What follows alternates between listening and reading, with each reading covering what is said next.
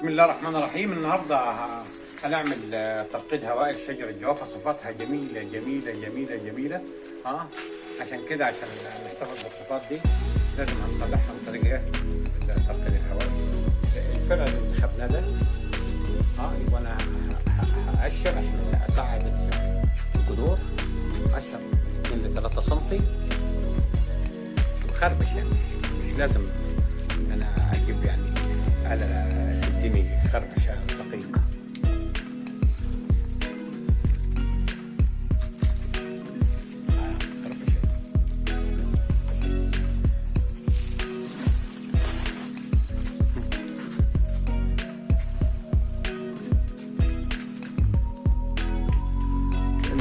معذرة للتصوير لأن بالنسبة للمكان والحديقة والكلام ده فصعب إن أنا آخذ زاوية صح في التصوير، فلو في مشاكل في التصوير يعني معذرة أنا بس كده بتلاقي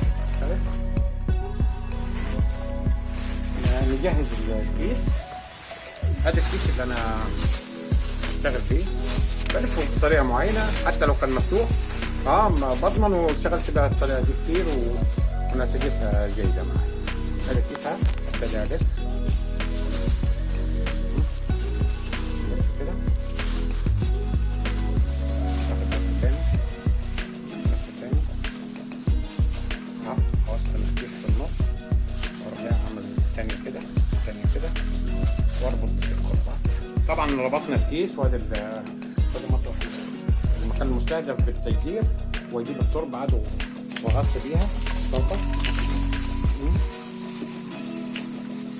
لها.